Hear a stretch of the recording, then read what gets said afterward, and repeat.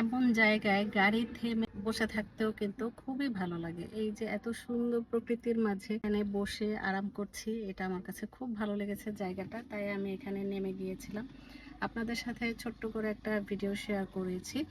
তো এটা নাকি দমদমা গ্রাম। তো দমদমা গ্রামের এর আগে আমার একটা ভিডিও ছিল। এই ভিডিওটা কিন্তু অনেক অনেক বেশি সুন্দর।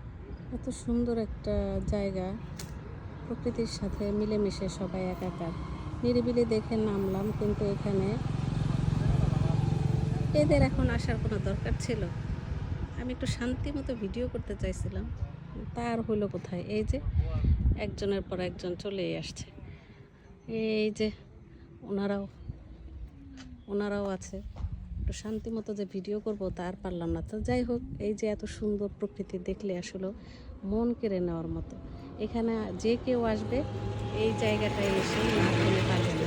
এত সুন্দর একটা জায়গা আপনাদের সাথে শেয়ার করছি। আর এটা গাজীপুর, এটা দমদমার পর হতে পারে, আমি এখনও সঠিক শিওর না। তবে আমি নামটা জেনে আপনাদের সাথে শেয়ার করব যে এই এলাকাটার নাম কি।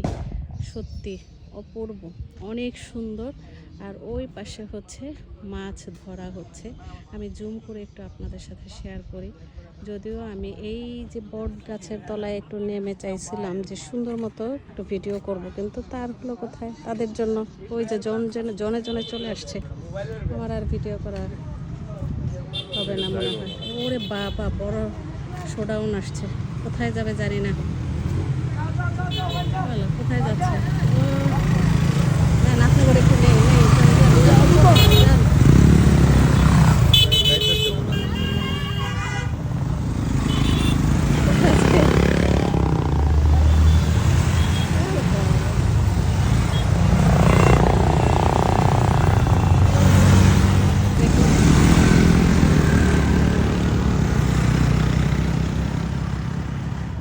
এখানে দেখেন, এই যে লাল শাপলাগুলো দিয়ে কি করবে জানি না। তবে এখানে এই যে লাল শাপলাগুলো এভাবে কেটে রাখা হবে। দিয়ে কি করবে বলতে পারছি না। এই যে পুরো জায়গা জুড়ে দেখেন, ওই সামনে অনেকগুলো বক।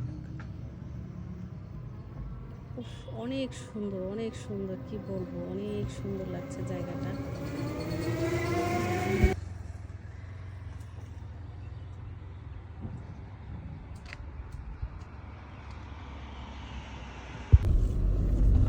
পানি কমে যাওয়াতে এখন সবাই মাছ ধরা নিয়ে ব্যস্ত। এই যে অনেক কমে গেছে পানি।